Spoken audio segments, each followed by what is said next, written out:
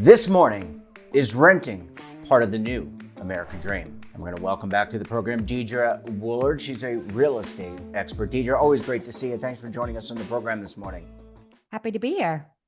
You're our real estate, I'm going to call you the real estate guru. I know you're a real estate expert, but I'm going to call you a real estate guru. Let's start off with I think it's you know the market as well as anybody, Deidre, probably better. You've got your ear to the grindstone, so to speak. Let's talk about home sales in June. How do we do during the spring period? Were home sales up or down? It has not been a good year. So June National Association of Realtors data, month over month, 2.7% decrease in existing home sales, which you don't usually see, flat for the year. Inventory is growing. We're at about a 4.7 month supply. So that's close to a balanced market. But the weird thing is that it's not quite showing up in pricing yet. So you've got homes staying on the market longer, but you don't have the sellers quite understanding that they have to lower prices. In fact, June's NAR data showed a 2% increase in median existing home sale price, up to $435,000, highest yet. So there's a big disconnect happening right now. So wouldn't, if someone's being advised by a real estate agent, you mentioned the seller's not willing to capitulate, I guess is how I would frame it. Wouldn't the real estate agent that they're working with say, hey, we need to come down because the comparables to other houses in the market are X, Y, and Z, and you're up here, they're down here. So wouldn't they be getting advice from the real estate agent that they're working with? Well, to some extent, but the comparables are past sales. So past sales were high. So there's always this tension that happens because the buyers see the change before the sellers do. And the buyers are like, hey, we're seeing the market, we're seeing what's around, you've got to lower your prices. But the sellers, they're not there yet because the comps that they're seeing are 6 months, a year old. That makes sense. And where, Deidre, we just had the Fed meet. They decided to keep interest rates steady. What does that mean for mortgage rates, and how does the current mortgage rate the mortgage rates that lenders are giving factor into this conversation? Oh, it's huge. I mean, the problem is the 30-year fixed is still over between about 6.5 and 6.75%. You really need to see it at 5% to see any kind of motion in the market. Right now, it's just stopped because if you're getting that high mortgage, you want to get a better price so that your monthly mortgage payment isn't too high. But that's not really possible in this market. So people have been waiting, and they've been waiting over a year. This is, we've talked before about a market on pause. You got to ask yourself at some point, how long can the pause go on? And we don't want to have a reverse of 2008 where there's just because there's not enough sales, the marketplace kind of collapses versus what we had before, which is everyone buying properties and inflating the values in 2008. But Deidre, it sounds like everything hinges on that mortgage rate. Without putting you on the spot, I mean, is that it?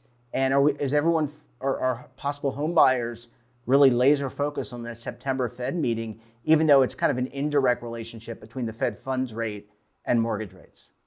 Yeah, I mean, that's a good point. It isn't a direct relationship, but it's close enough that yes, if the Fed it's more about the signal than the actual number. So if the Fed starts doing cuts, that's a signal, and it's a signal that then the banks and everyone else sort of keys toward, and that's what we're looking for. And we're not quite getting that signal yet.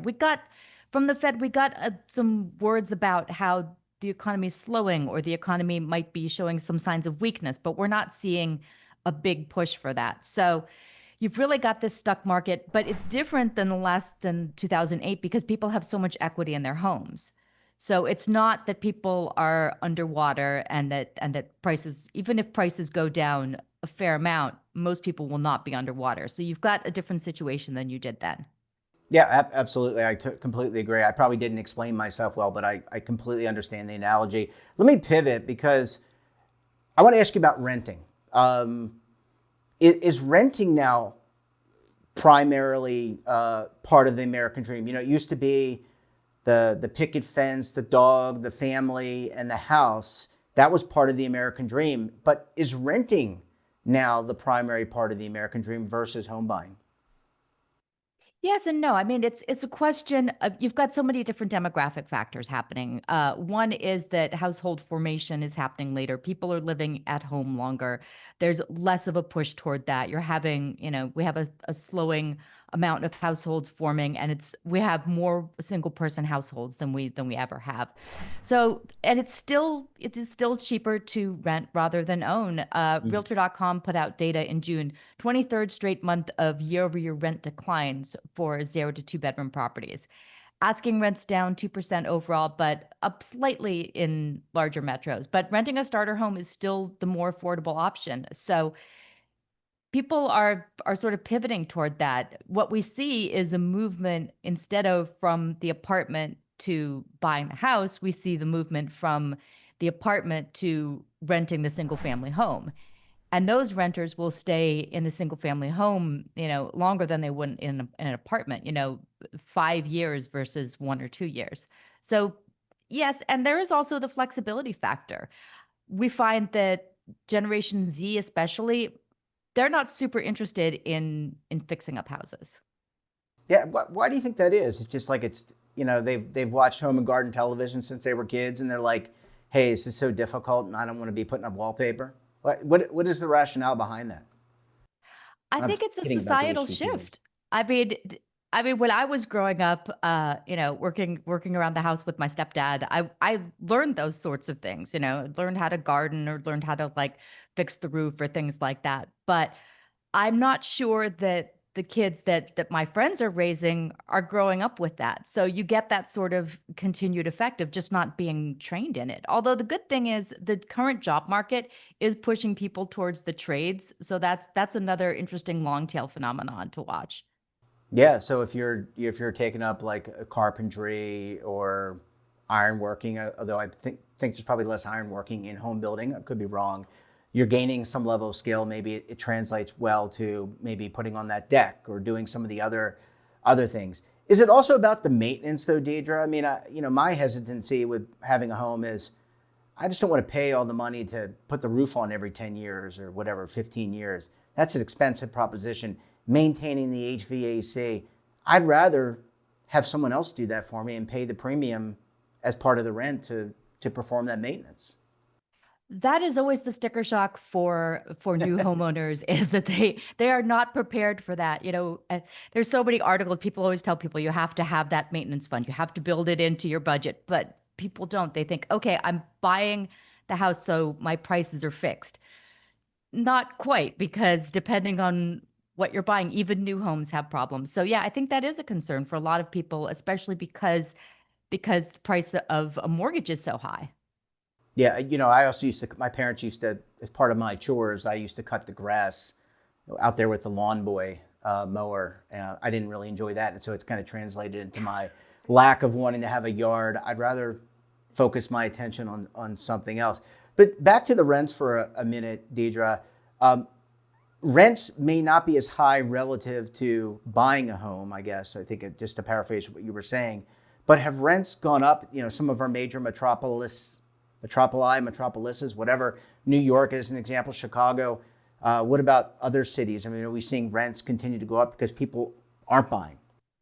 Well, there are areas where we're starting to see weakness, certainly like Austin, Texas. You have to look at the places where there a lot of oversupply came online.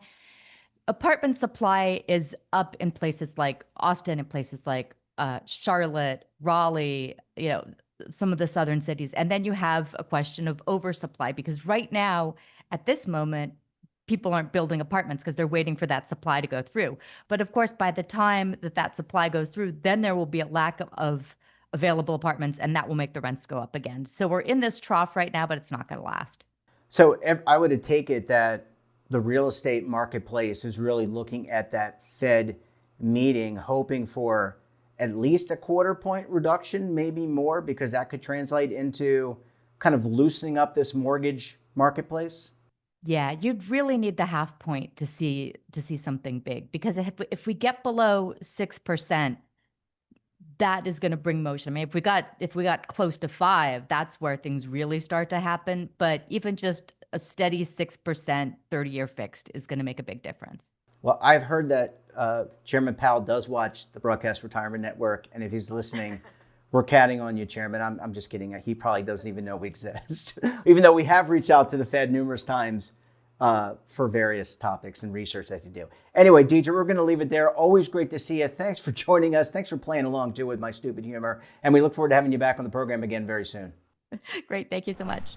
And that's all for this morning. I'm Jeff Snyder. Stay safe, keep on saving, and don't forget, roll with the changes.